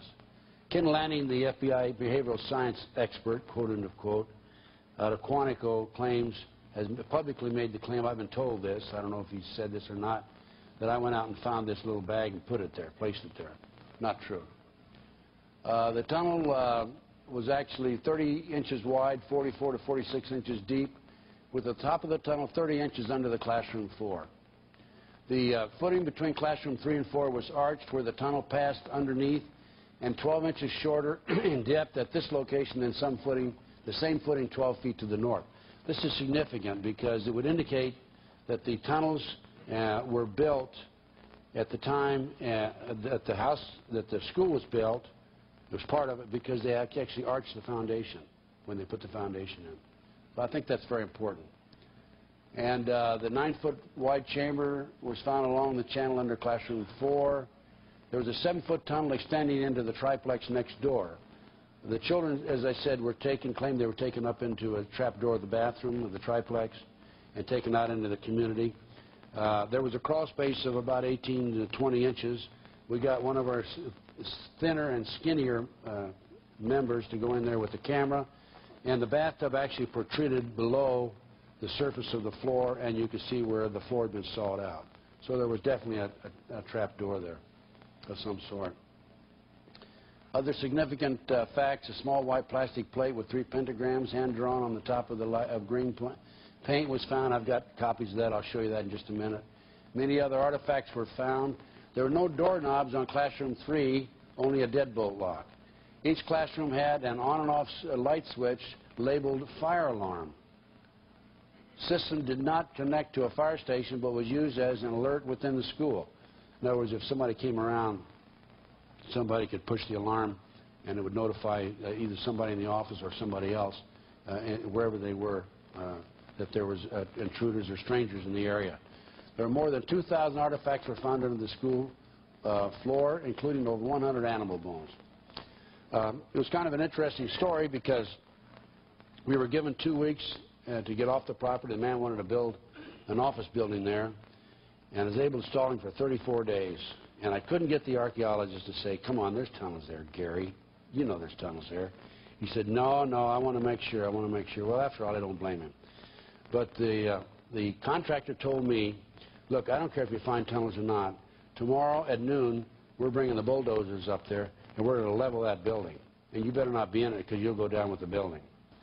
So the morning of the 34th day, Dr. Gary Stickle finally said, okay, I will admit that I think there's tunnels here. There were tunnels here at one time that had been filled in. And we literally walked out of there, had a press conference and walked out of there as the bulldozers came in and tore it down. Before the bulldozers came in and tore it down, we called the district attorney's office. Okay, this was in the middle of the second trial. The first trial, Virginia McMartin had been acquitted. Ray Buckey, the son, was hung jury. The second trial was in process right at that time. They sent an investigator out, Perez is his name, and he got out of the car. I greeted him. He said, look, I don't want to talk to you. I said, this is like the Democratic rally I was at in Galveston, right? Nobody wants to talk to me. I said, why don't you want to talk to me? He says, I don't want to talk to you because all you'll do is argue with me. I said, okay, I'll just keep my mouth shut. You come in and talk to the archaeologist. So I took him in to talk to the archaeologist, and he argued with the archaeologist. He said, there's no tunnels there. And here you can imagine somebody like an investigator arguing with an expert witness who has a doctor's degree in archaeology. Anyway, we prevailed. As far as I'm concerned, we have the documentation. They didn't use the information in the trial. Now, what did these kids say? Well, they identified professional football players. They identified professional baseball players. They identified some actors. They identified the son of one of the most prominent politicians in Los Angeles. Well, you know, no wonder, huh? How about that? Now, there is where the tunnel entrance was, right there. The kid said there were rabbit cages there. And I'll show you more about that in a minute. The tunnel, we documented the tunnel went like this. There was a chamber there. It went across here. Here's where the arch was, right there. We theorized that the tunnel went here. We didn't have time to dig for that. And there's over into the property next door. This is the triplex. This is about where the trap door in the bathroom was. Here's a live avocado tree. Now keep these in mind because I'm going to show you some pictures in a minute. Live avocado tree. This is a play area right in here. We actually slept up there. We had control of that property for 24 hours for 34 straight days. Slept up there in the dirt. Now this is the entrance. There's the live avocado tree root. The avocado tree was over in here. The dead root was over here, which would indicate that they had to cut it, right, like this. Live, dead.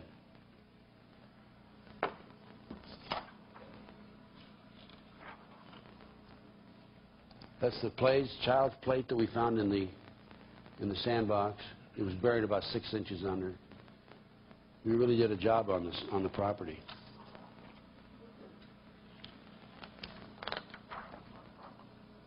There's the,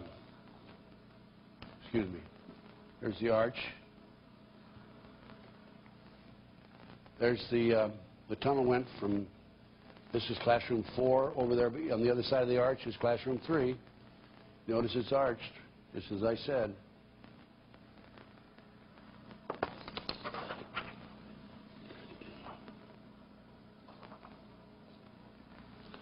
There's yours truly looking up from down below. We actually brought in concrete cutters to cut that floor up. And we did a job on it. I graduated at the University of Nebraska, so I wore my Nebraska baseball hat for good luck. You see it there. For all you KU fans, K-State fans, Missouri fans. This town's full of them. Well, I might just show you, I have a number of symbols here. This is the horned hand, sign of recognition between those who are in the occult. May also innocently be used by those who identify with heavy metal music.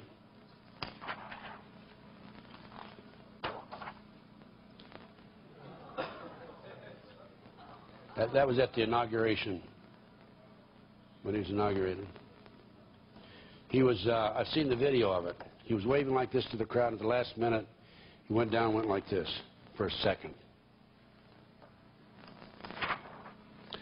Okay, that tells you a little bit about cults and satanic cults and preschools. By the way, Dr. Roland Summit, psychiatrist at UCLA, has told me that he's also involved in these issues, that he has intelligence information and otherwise that there are more than 50 preschools around the country where they claim that there's been sexual ritual abuse, and tunnels are located under the schools, more than 50 of them. The McMartin family traveled all over the world because they were experts in putting preschools together, organizing them, showing them how to build the schools and so forth. There were more than 5,500 children went through this McMartin school from the time it was built in 1966 until 1983, when this incident was alleged to have taken place.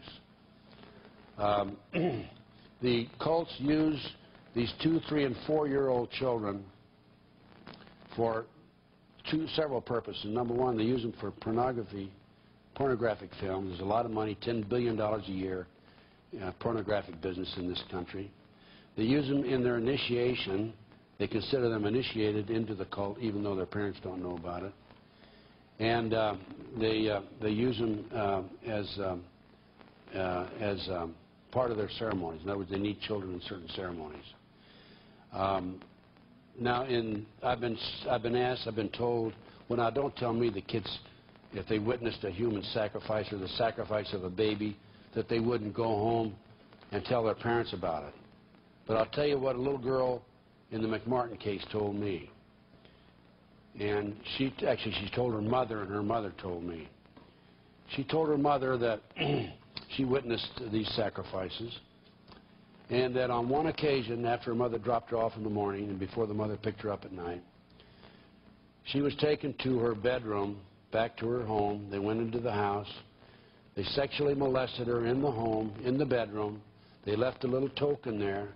They took her little baby kitten, took the kitten into the school, and had a ceremony and sacrificed the kitten in front of her. Then they told the little girl, they said, if you talk to your mother or your father, we're going to do this to your mother, your father, and your little brother. Now, don't tell me that a kid's going to talk under those conditions. They're petrified. They also talked about men coming in and sexually molesting them dressed in police uniforms, dressed as Santa Claus, and so forth. So now I'd like to discuss the Lou Bear case with you. This is a case out of Philadelphia. I've worked a number of these cases, by the way, and I can't begin to give them all to you because I think we'd be here all night.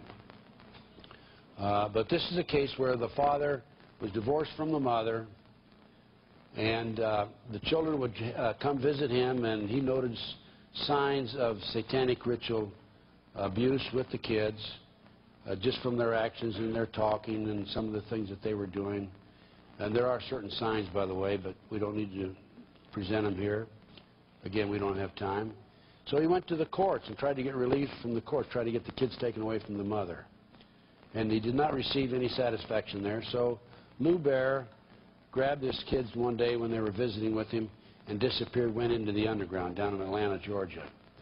Well, the FBI, in my day, we were involved in kidnapping, extortion, bank robberies, skyjackings, as I said earlier. Well, now they're involved in domestic cases. And they go out and look for these children, and they go out and look for these parents. And they came down and arrested Lou Bear, and they took the children away from him. The last time I talked to Lou, he had not seen his children in 4 years. But in an attempt to have his children come see him for visitation, he went back into court with these allegations. And the evidence he had some medical evidence, but also the 5-, 6-year-old child had drawn some pictures that were unsolicited by him or by anybody else. And so as an expert, so-called expert on Satanism, I was asked to examine these pictures and give my opinion on it. I flew to Philadelphia, examined the pictures, and concluded that I felt the children had been exposed to some sort of or degree of satanic activity. And these are the pictures. Now, when I was this age, I was drawing airplanes and cars, and my little female friends were drawing flowers and other things of that nature. And in this particular instance, this is a picture that he drew of a man on an altar. Notice the blood and so forth. By the way, children who have been sexually abused will oftentimes draw the genitals, whereas if they've never been abused and they draw a nude body, they never draw the genitals. Now, this is, again, a picture unsolicited. People, fire, throws a baby in the fire.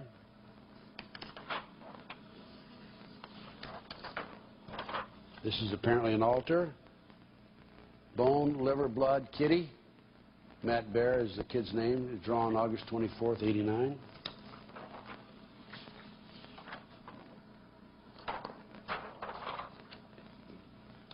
Again, this is obviously a ritual outside, outdoors, table, fire, people, devil, crossed out.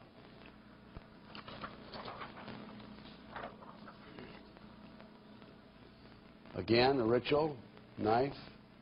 People have no cloth on, he says. Oftentimes they're in the nude, oftentimes they wear robes and they're nude underneath the robes. This is the most revealing of all. I mentioned earlier about the goat head.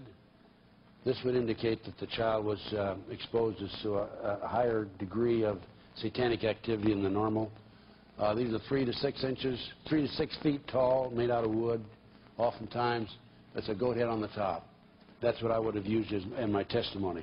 By the way, I made a second trip back to the courts, and when they had a hearing, and the judge wouldn't even let me in the courtroom. I sat outside on a bench all day long.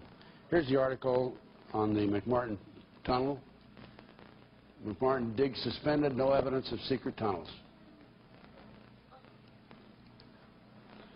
So, ladies and gentlemen, let's see. We've got 3 minutes, and I'm going to just answer as many questions as I can. How was the fire started in Waco? I don't know. I was told that the fire was started by the tanks coming in and using gas. Again, I don't have documentation on that. Please explain the $1 billion per day to Russia. Why $1 billion and why to Russia? I don't know. I've got to talk to an economist about that. I just learned that in the last few days. Why are they postponing or delaying the trials of McVeigh and Nichols in Colorado? I don't know that one either. I'm not doing so well, am I, on these questions? You'll have to ask the judge that. Do you have any updates on Anton LaVey? Whereabouts, condition? The last I heard, he was in the Bay Area. I've been on some TV shows with his daughter, Zin LeVay. What was White Rose, Black Rose? That was a drug operation that I explained earlier. What's your opinion on Nixon and Eisenhower? I don't think I have enough time to give that one.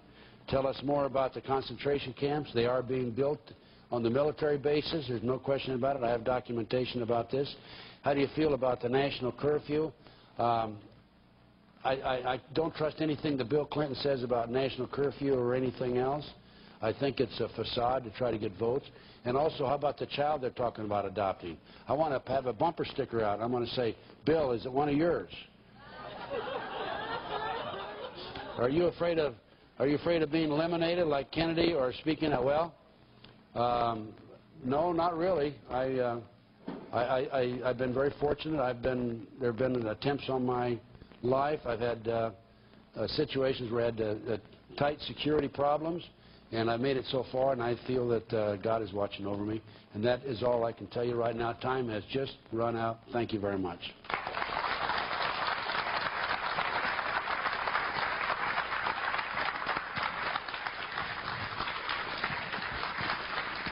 We really appreciate that, Ted. He has given us a lot of good information. I appreciate you enduring 4 hours. Now, as we look at all of this, we have to ask ourselves, what is the real answer to all of this? If you see that it's an anti-government talk, then you miss the point. All of these things are prophesied. As we get close to the end, we see things start falling apart, and of course they are. So then we say, well, how do we prepare? There are those that would tell you that what you need to do is to dig a hole in the side of the mountain and pull the entrance in behind you. There are those that tell you that perhaps guns, groceries, and fallout shelters is the right answer and to resist the government. And folks, I don't think that's the right answer. The kind of protection that I want to have is found in Psalms 91, where it says, He that dwelleth in the secret place of the Most High shall abide under the shadow of the Almighty. And I will say of the Lord, He is my refuge and my fortress, my God, in Him will I trust. A few verses down it says, Though 1,000 fall at thy side, and 10,000 at thy right hand, it will not come nigh thee. For only with thine eyes shalt thou behold and see the reward of the wicked. Now, a lot of folks would want to say that they're going to count on the rapture to save us. And I personally do. From my studies in the Bible, it appears to be a pre-trib rapture. But the problem is we can't exactly count on that to save us from trouble. Matter of fact, I recently asked a group of people how many people thought that they would probably see a lot of trouble before the rapture takes place. And I think most people would agree that we're going to see some hard times. The thing that we can count on is not the rapture. We don't know when it's going to happen. We really don't. But what we can count on is Jesus. And I don't know about you, but if I'm in that lion's den, I want Jesus there. And if I'm in that flame of furnace with Shadrach, Meshach, and Abednego, everything is going to be okay if Jesus is there. So how do we get him to walk with us? How do we get Jesus to protect us? He only protects those that are clean, without spot, without wrinkle. So how do we get those wrinkles washed away? Good question. Also, how do we get our name written in the book of life so we get to go to heaven? Another good question. The answer is, first thing we have to realize is that we're all a sinner. Romans 3:23 says, For all have sinned and come short of the glory of God. Next thing we have to realize, we can't earn it. Ephesians 2:8-9 says, For it is by grace you are saved through faith, and that not of yourselves. It is a gift from God, not of works, lest any man should boast. Okay, if this eternal salvation is a gift, and getting our sins washed away is a simple gift, then how do we reach out and take that gift? Romans 10:9 and 10 gives the answer. It says, If thou shalt confess with thy mouth the Lord Jesus, and shalt believe in thine heart that God has raised him from the dead, thou shalt be saved. For the heart man believeth unto righteousness, but with the mouth confession is made unto salvation. In other words, it's not enough to believe it, not say it. It's not enough to say it and not believe it. We've got to believe and got to say it. Also, Acts 2:38 says, Repent, be baptized, every one of you, in the name of Jesus Christ for the remission of your sins, and ye shall receive the gift of the Holy Spirit. Oh, repent? This is America. We don't hear people talk about that anymore. What is repent? One day in my life, I sat down and made a decision that I was going to get back right with God. And I made him a promise. I made him a covenant. And I said, God, if you'll forgive my sins, if you'll give me another chance, if you'll let me start doing it right again, if you'll wash me clean, from here on out, I promise I'm yours. That's repenting. Now, Holy Spirit asks you to go out and knock on the people's heart, both in the audience and also on video, those people whose names you'd like to write in the book of life. Those people you'd like to wash clean of their sins, that they would make that decision to do so right now. In Jesus' name. Let's all bow our head. No one looking around. Yes, you may have prayed the prayer before. Still sounds good and feels good to say it again. Let's all say it together. Dear Heavenly Father, I admit I'm a sinner, and I confess with my mouth, and I believe in my heart that Jesus is the Christ, the Son of the living God, died on the cross, arose 3 days later, sits at the right hand of the Father. Ask him to wash my sins away, write my name in the book of life, keep me holy, and save me in the day of trouble. In Jesus' name, amen. Well, folks, I'd like to say it's all over. It's just that simple, but it's not. Matthew 7:21 says, not everyone that cries, Lord, Lord, will enter into the kingdom of heaven, but those that doeth the will of the Father. So we have to follow on to follow his laws. It's not over in another way, because Matthew 10:32-3 says, whosoever confesses me before men, him will I also confess before my Father which is in heaven. But whosoever denies me before men, him will I also deny before my Father which is in heaven. He's only saying he wants Christians to have a little steel in their backbone for a change and stand up and be counted and say, yes, Jesus is Lord. And that's the only reason I ask you to do this. I'm not going to ask you to come forward. I have one simple question. If you just prayed that prayer for the very first time and you really meant business with God, would you raise your hand? Okay. I see you. All right, if you prayed that prayer rededicating your life, saying from here on out, I'm yours, would you raise your hand? Okay. All right. Now, if you prayed that prayer and you raised your hand in either group, would you please stand? I'm not going to embarrass you. Just stand. Okay, and I have one question for each of you, and that question is, who's your Lord and Savior?